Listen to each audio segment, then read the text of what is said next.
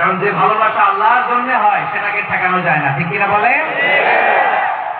আমার প্রাণ প্রিয় পটুয়াখালীবাসী ভাইরা,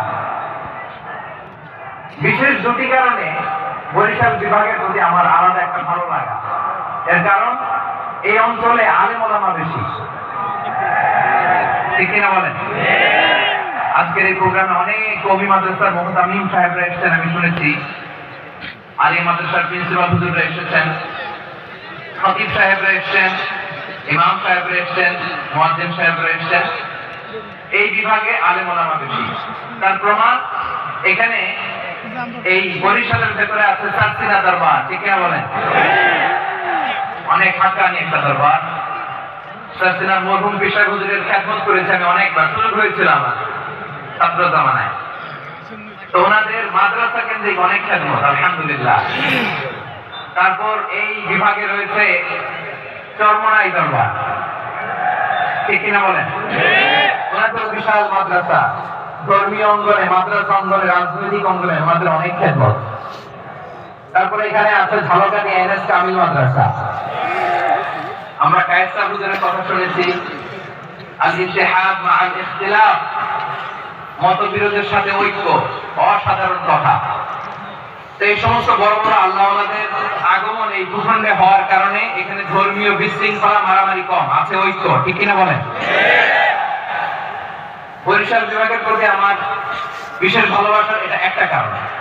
2 নম্বর কারণ হচ্ছে আমি ঢাকাতে যে মাদ্রাসায় পড়াশোনা করেছি, দারুন নাজাত সিদ্দিকিয়া কামিল মাদ্রাসা, আমার মাদ্রাসার শিক্ষক মন্ডলীর অধিকাংশ হচ্ছে এই বরিশালের, আলহামদুলিল্লাহ। আমাদের শ্রদ্ধেয় প্রিন্সিপাল হুজুর আবু বকর সিদ্দিক হাফিজাহুল্লাহ ওয়া রাআহ, উনি এলাকা সহ পুরো দারুন নাজাত মাদ্রাসার অধিকাংশ আসাতাজে ইকরাম এই ভূখণ্ডের, এই অঞ্চলের হওয়ার কারণে ছোটবেলা থেকেই বরিশালের প্রতি আমার একটি ভালোবাসা। আমি অন্তরের অন্তঃস্থল থেকে আবারও শুভেচ্ছা জানাতে চাই। আমি আমাদের অনেক ভাইদেরকে দেখতে পাচ্ছি, আপনারা বসার জায়গা পাননি, দাঁড়িয়ে আছেন এবং খুবই নিষ্ঠুর, শান্ত, সুশৃঙ্খল। The people of Borishal, they are very smart, alhamdulillah, আলহামদুলিল্লাহ, মাশাআল্লাহ। এবং শ্রোতা যাদেরকে দেখতে পাচ্ছি বেশিরভাগের বয়স 15 থেকে 25।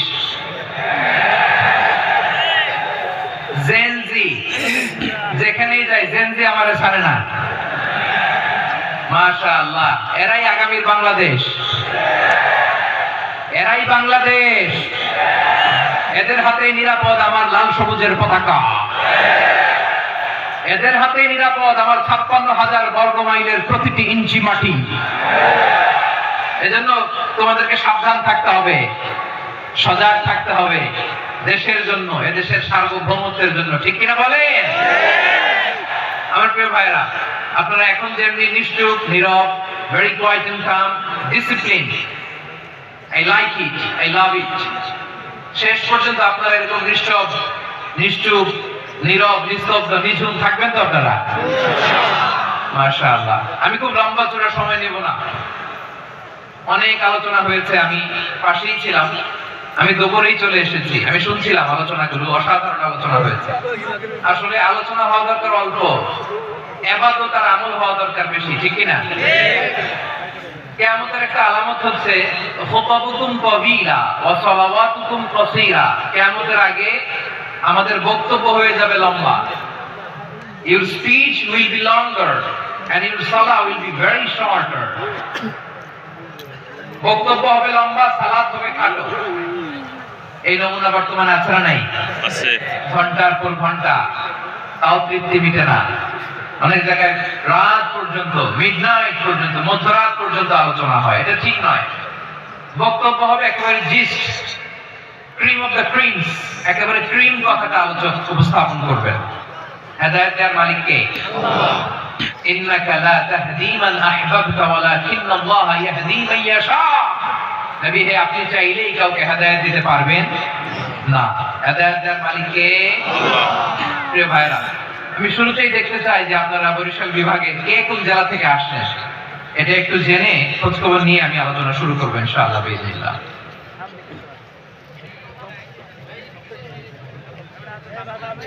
প্রিয় ভাইরা,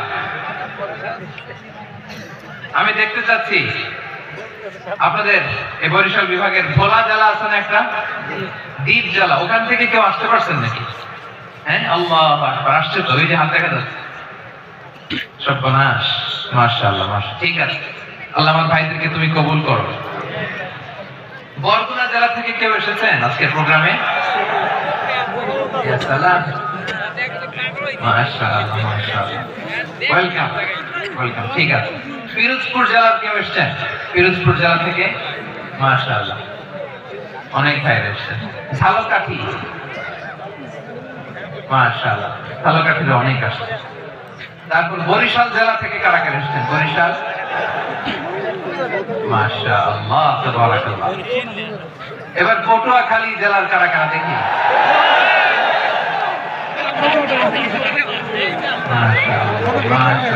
মাশাআল্লাহ, আল্লাহ তুমি কবুল করো, আল্লাহ তুমি কবুল করো। লিল্লাহি তাকবীর, লিল্লাহি তাকবীর, লিল্লাহি তাকবীর। আত্মা প্রিয় ভাই, আসুন আমরা কাল বিলম্ব না করে আজকের পটুয়াখালী জেলা শহরের মাশাআল্লাহ, ওই যে লক্ষ্মীপুর থেকে আমাদের ভাই এসে প্লেকার্ড নিয়ে দাঁড়াইছে, ঠিক আছে, প্লেকার্ড দেখেছি, আলহামদুলিল্লাহ। আচ্ছা, বরিশাল বিভাগের বাইরে থেকে কারা কারা আসছে দেখি, কেউ আছেন কিনা? মাশাআল্লাহ, অনেক অনেক অনেক, মাশাআল্লাহ, আল্লাহ কবুল করুন, আল্লাহ কবুল করুন। আলহামদুলিল্লাহ, চাঁদপুর, ঠিক আছে ঠিক আছে, হ্যাঁ, ইলিশের বাড়ি চাঁদপুর, ঠিক আছে, মাশাআল্লাহ, বসুন বসুন। সম্মানিত ভাইয়েরা, আসুন আমরা মূল আলোচনার দিকে চলে যাই। আজকে আমরা যে টপিকটা নিয়ে আলোচনা করব সেটা হচ্ছে, আমরা যে জীবনে বিপদে পড়ি, আমরা বিপদে পড়লে আমাদেরকে উদ্ধার করে কে? আল্লাহ। আল্লাহ ছাড়া আমাদের বাঁচানোর কেউ আছে না, উদ্ধার করার কেউ আছে না, রক্ষা করার কেউ আছে না। এজন্য বিপদে পড়লে আমরা চাইবো কার কাছে? আল্লাহর কাছে। আমাদের যাই দরকার হোক আমরা ফরিয়াদ করব কার কাছে? আল্লাহর কাছে। নাকি মাজারে যেয়ে চাবেন? মাজারে যেয়ে যাবেন? অনেকে তো মাজারে যেয়ে কপাল খসে, আছে না নাই? মাজারে যেয়ে সন্তান চায়, আছে? এই এলাকায় নাই, এলাকার লোকদের আকীদা খালেস আমি জানি। মাজারে যেয়ে কপাল খসে আর সন্তান চায়। আচ্ছা, মাজারে গেলে সন্তান পাওয়া যায়? আচ্ছা, মাজারে না গেলে যদি বাচ্চা না হতো, গরু ছাগলের যে বাচ্চা হয় ওরা কোন মাজারে মানত করে বলেন? কথা কি বুঝতেছেন? এই যে প্রতি বছর গরু ছাগল ভেড়া এগুলো যে বাচ্চা দেয়, এরা কোন মাজারে যে মানত করে? এজন্য চাইতে হবে একজনের কাছে, তিনি কে? আল্লাহ। আমার প্রিয় পটুয়াখালীবাসী, মাজার জিয়ারত করা সুন্নাহ। আমরা মাজার জিয়ারত করব, আল্লাহ ওয়ালাদের কবরে যাব, আমরা সেখানে যে সালাম দিব, দোয়া করব, নিজের জন্য করব, কবরে শুয়ে থাকা মাইয়েতের জন্য করব, পুরো মুসলিম উম্মাহর জন্য করব। কিন্তু কবরে যিনি শুয়ে আছে ওই বাবার কাছে সন্তান চাওয়া যাবে? চাকরি চাওয়া যাবে? সফলতা চাওয়া যাবে? সফলতা দেয় কে? আল্লাহ। সবাই বলেন নাই, আওয়াজ করে বলেন, সফলতা দেওয়ার মালিক কে? আল্লাহ। এই কথাই রব্বুল আলামিন বলেন, ওয়া ইয়ামসাসকাল্লাহু বিদুররিন ফালা কাশিফা লাহু ইল্লা হু ওয়া ইয়ুরিদকা বিখাইরিন ফালা রাদ্দা লিফাদলি يصيب به من يشاء من عباده وهو الغفور الرحيم الله أكبر الله أكبر الله بولن وإن يمسسك الله بضر فلا كاشف له إلا هو আল্লাহ যদি তোমাকে কোনো বিপদ স্পর্শ করায়, আল্লাহ যদি তোমাকে কোনো বিপদে ফেলে দেয়, ওই বিপদ থেকে উদ্ধার করার তিনি ছাড়া আর কেউ নাই। জোরে বলেন ঠিক কিনা? ঠিক। তিনি যদি কোনো বিপদে ফেলেন, তিনি ছাড়া বিপদ থেকে উদ্ধার করার কেউ নাই। আর তিনি যদি তোমার প্রতি কোনো অনুগ্রহ করতে চান, ওই অনুগ্রহ ঠেকিয়ে দেওয়ার ক্ষমতাও কারো নাই। আল্লাহ যদি আপনার সফলতা দিতে চায়, পৃথিবীর কোন শক্তি ওই সফলতাকে থামাতে পারে না। এজন্য আল্লাহ বললেন, খবরদার, চিন্তা রাখিদা খালিস করে নাও। ওয়া ইয়ামসাসকাল্লাহু বিদুররিন ফালা কাশিফা লাহু ইল্লা হু। আল্লাহ বিপদে ফেললে বিপদ থেকে উদ্ধার করার কেউ থাকে না। আর আল্লাহ যদি তোমার প্রতি দয়া দেখাতে চান, অনুগ্রহ করতে চান, ওই অনুগ্রহকে প্রতিরোধ করার মতো ক্ষমতা কারো নাই। তিনি তার বান্দাদের মধ্য থেকে যাকে ইচ্ছা তাকে দেন, যত ইচ্ছা তত দেন। তিনি ক্ষমাশীল, তিনি মেহেরবান। সুবহানাল্লাহ, সুবহানাল্লাহ। তিনি ক্ষমাশীল, তিনি মেহেরবান। তাহলে এই আয়াত থেকে আমরা বুঝতে পারলাম, আমরা যদি বিপদে পড়ি আমাদেরকে কেউ বাঁচাতে পারে না। আমার বাবা আমাকে বাঁচাতে পারে? হ্যাঁ, আমার মা আমাকে বাঁচাতে পারে? আমার বন্ধু আমাকে বাঁচাতে পারে? আমার দলের কর্মী আমাকে বাঁচাতে পারে? আমার পীর সাহেব আমাকে বাঁচাতে পারে? আমার পটুয়াখালীর ভাইরা খেয়াল রাখবেন, বাঁচাতে পারে এক মহান সত্তা, উদ্ধার করতে পারে এক মহান সত্তা। চিৎকার করে বলুন, তিনি কে? আল্লাহ। আবার আল্লাহ বলেন, আম্মান ইউজিবুল মুত্তাররা ইযা দাআহু ওয়া ইয়াকশিফুস সুআ ওয়া ইয়াজআলুকুম খুলাফাআল আরদ আইলাহুম মা'আল্লাহ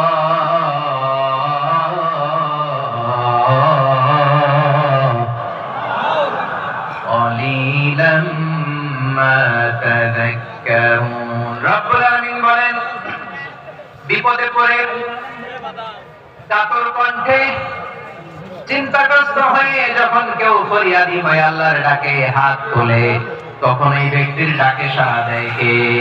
আল্লাহ। সবাই বলুন, কাতর কণ্ঠে বিপন্ন অবস্থায় আপনি যখন কেঁদে কেঁদে হাত তুলে আপনার দুঃখের কথা জানান, আপনি যখন ডাকেন তারে, তখন আপনার ডাকে সাড়া দেয় কে? আল্লাহ বলে, আমি সাড়া দেই। তোমাদের বিপদকে মুক্ত করে দেয় কে? ওই আল্লাহর সাথে কোন উপাস্য আছে নাকি? কিন্তু খুব অল্প সংখ্যক লোকই তোমরা উপদেশ গ্রহণ করো। কথাটা কার? তাহলে বিপন্ন মানবতা যখন কাঁদে, মানুষ যখন বিপদে পড়ে নিরুপায় হয়ে ফরিয়াদ করে, তার ডাক শোনার কেউ নাই একজন ছাড়া। চিল্লায় বলেন তো, তিনি কে? আল্লাহ। এজন্য আমরা ফরিয়াদের হাত তার দিকে তুলবো। প্রিয় পটুয়াখালী, বলেন, ফরিয়াদের দুটো হাত আমরা কার দিকে তুলবো? এবং খেয়াল রাখতে হবে, মাথার সাথে সেট করে নিতে হবে, আল্লাহ ছাড়া আমাকে উদ্ধার করার কেউ নাই। এই পৃথিবীতে কেউ আপন না। প্রিয় ভাইরা, বিপদে পড়লে বোঝা যায় কেউ আপন না। আপন শুধু একজন মহান সত্তা, তিনি কে?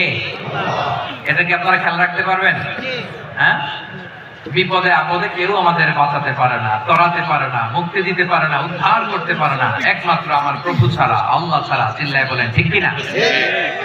এবং প্রিয় পটুয়াখালীর ভাইয়েরা, মাথার সাথে এটা সেট করে নিতে হবে যে আমাদের পুরো জীবনটাই পরীক্ষা। পুরো জীবনটাই কি? The life is a test. পুরো জীবনটাই পরীক্ষা। এই জীবনে বিপদ আসবে, আপদ আসবে, পরীক্ষা আসবে, সবার জীবনে এটা থাকে। এক একজনের পরীক্ষা এক এক রকম। আমার পরীক্ষা একরকম, মাসুদ ভাইয়ের পরীক্ষা একরকম, চৌধুরী সাহেবের পরীক্ষা একরকম, আপনার পরীক্ষা একরকম, ওনার পরীক্ষা আবার আরেক রকম। পুরো পৃথিবীটাই পরীক্ষা ক্ষেত্র, সবাই পরীক্ষা দিচ্ছি, কিন্তু কারো পরীক্ষা প্রশ্নের সাথে কারোটার মিল নাই। সুবহানাল্লাহ পড়বেন না? পুরোটাই পরীক্ষা ক্ষেত্র, সবাই পরীক্ষার্থী, কিন্তু প্রশ্নপত্র একটার সাথে আরেকটা মিলে না। One doesn't match the other. একজনেরটার সাথে আরেকজনেরটা মিলে না। কাউকে আল্লাহ তাআলা ধনী বানিয়ে পরীক্ষা করেন। কে বানিয়ে? কথা কি বুঝতেছেন নাকি কষ্ট হচ্ছে? কষ্ট হচ্ছে আপনাদের? কাউকে আল্লাহ ধনী বানিয়ে পরীক্ষা করেন, আবার কাউকে আল্লাহ তাআলা গরীব বানিয়ে পরীক্ষা করেন, কাউকে আল্লাহ অসুস্থ বানিয়ে পরীক্ষা করেন। কেউ দেখবেন যে দুরারোগ্য ব্যাধিতে আক্রান্ত, ডাক্তার বলেছে আর সময় নাই।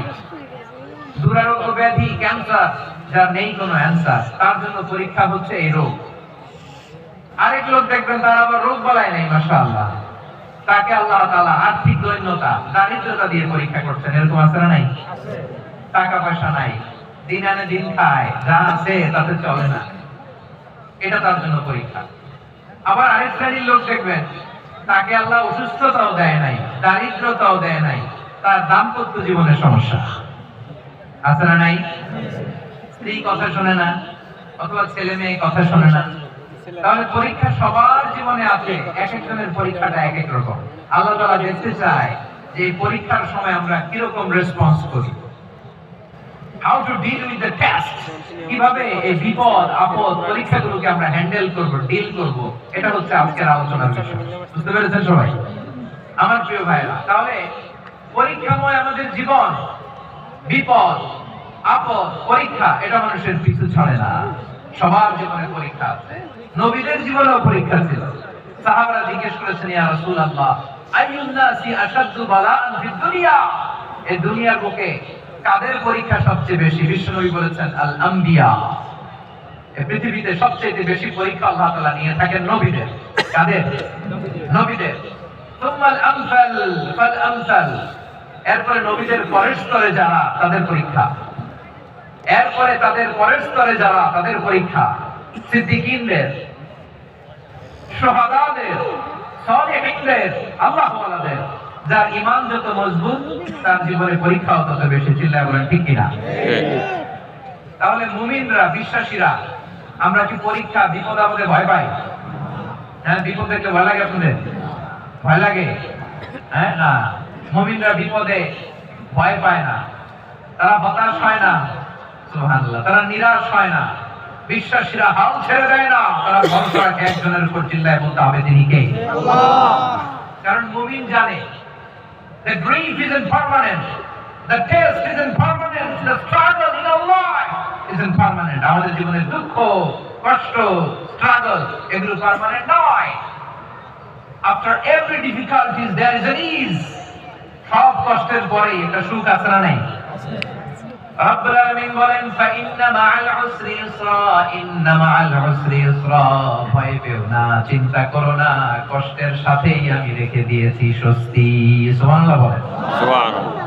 মুমিন জীবনে বিপদ যত বেশি, কষ্ট যত বেশি, তার সামনে সফলতা তার চেয়েও বেশি। ঠিক কিনা বলেন? কারণ বিশ্বাসীরা জানে রাত্রি যত গভীর হয়, সুবহে সাদিকের সময় তত আগাতে থাকে। গর্ভবতী নারীর পেটের ব্যথা যত বাড়তে থাকে, ঘরে নতুন মেহমান আগমনের সময় ঘনাতে থাকে। মুমিনদের উপর বিপদ, অত্যাচার, আপদ, পরীক্ষা যত বাড়তে থাকে, কালিমার পতাকা উড্ডয়নের সময় কাছে আসতে থাকে। বিশ্বাসীদের এগুলো হিসাব মিলানো অনেক আগে, এগুলো অনেক আগে হিসাব মিলানো। দুঃখের আধার শেষে সুখের আলো মিটি মিটি হাসে। চিল্লায় বলেন ঠিক কিনা? দুঃখের আধার শেষে আলোর প্রভাতে হাসে, হতাশার কালো মেঘে যাই গো ভেসে, হতাশার কালো মেঘে যাই গো ভেসে। দুঃখের আধার শেষে আলোর প্রভাতে হাসে, হতাশার কালো মেঘে যাই গো ভেসে, হতাশার কালো মেঘে যাই গো ভেসে।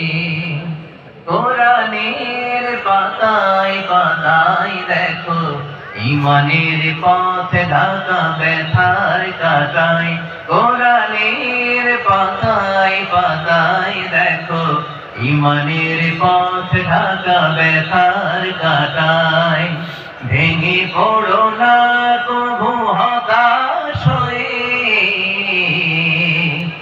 ভেঙে পড়ো না কভু হতাশ হয়ে। জ্বলে পুড়ে খাঁটি সোনা অবশেষে, জ্বলে পুড়ে খাঁটি সোনা অবশেষে। দুঃখের আধার শেষে আলোর প্রভাত হাসে, হতাশার কালো মেঘে যাই গো ভেসে, হতাশার কালো মেঘে যাই গো ভেসে। ঠিক কিনা বলে? দুঃখ যত বেশি, পরীক্ষা যত বেশি, কষ্ট যত বেশি, সুখের সময় তত কাছাকাছি। চিল্লায় বলতে হবে ঠিক কিনা? এজন্য মুমিন জীবনে পরীক্ষা বেশি, মুমিনদের হতাশা নাই, মুমিনরা নিরাশ হয় না, হতাশ হয় কাফিররা। মুমিনরা কখনো হাল ছেড়ে দেয় না, মুমিনরা ভরসা রাখে একজনের উপর, তিনি কে? আল্লাহ। তাহলে আমার প্রিয় পটুয়াখালীবাসী, বিপদ থাকবে, পরীক্ষা থাকবে, এই বিপদ থেকে আমাদেরকে উদ্ধার করবেন একজন, তিনি কে? আল্লাহ। আমরা শুধু আল্লাহর উপরই ভরসা রাখবো। রাজি আছেন তো? চাইবো একজন সত্তার কাছে, আওয়াজ করে বলুন তিনি কে? আল্লাহ। একজন সত্তার কাছে চাইবে। বিশ্বনবী ওনার চাচাতো ভাই আব্দুল্লাহ ইবনে আব্বাস রাদিয়াল্লাহু তাআলা আনহুকে বললেন, ইয়া আব্দুল্লাহ ইবনে আব্বাস, হে আব্দুল্লাহ ইবনে আব্বাস, ইযা সাআলতা ফাসআলিল্লাহ, যখন চাইবে আল্লাহর কাছে চাও। ও আব্দুল্লাহ, যখন চাইবা আল্লাহর কাছে চাও। وإذا استعنت فاستعن بالله যখন সাহায্য চাইবা আল্লাহর কাছে ফরিয়াদ করো জেনে রেখো আব্দুল্লাহ ওয়া'লাম আন্নাল উম্মাতা লাউ ইজতামাআত على أن ينفعوك بشيء لم ينفعوك إلا بشيء قد كتبه الله لك ও আব্দুল্লাহ জেনে রেখো মনে রেখো গোটা বিশ্বের সবাই মিলে যদি তোমার উপকার করতে চায় ততটুকুই তারা করতে পারবে যতটুকু আল্লাহ তোমার নসিবে সেটা লিখে রেখেছে ঠিক না বলেন ঠিক আর যদি গোটা বিশ্বের সবাই মিলে তোমার বিরুদ্ধে কনস্পাইরেসি করে ষড়যন্ত্র করে গোটা বিশ্বের সবাই মিলেও যদি তোমার ক্ষতি করতে চায় ততটুকুই শুধু পারবে যেটা আল্লাহ তোমার জন্য বরাদ্দ রেখেছে ঠিক যতটুকু আল্লাহ তাআলা তোমার জন্য বরাদ্দ রেখেছে ততটুকুই ক্ষতি করতে পারবে আর একটু বেশিও করতে পারবে না কমও করতে পারবে না চিল্লায় বলেন ঠিক কিনা এজন্য আমরা চাইবো কার কাছে সবাই বলেন নাই আওয়াজ করে বলেন কার কাছে সব সময় আমরা আল্লাহর কাছে চাইবো বিপদে আপদে সুখে দুঃখে সচ্ছল অবস্থায় অসচ্ছল অবস্থায় পরাজয়ের সময় বিজয়ের সময় সব সময় আমরা ভরসা রাখবো কার উপর সবাই বলুন আল্লাহর একদল লোক আছে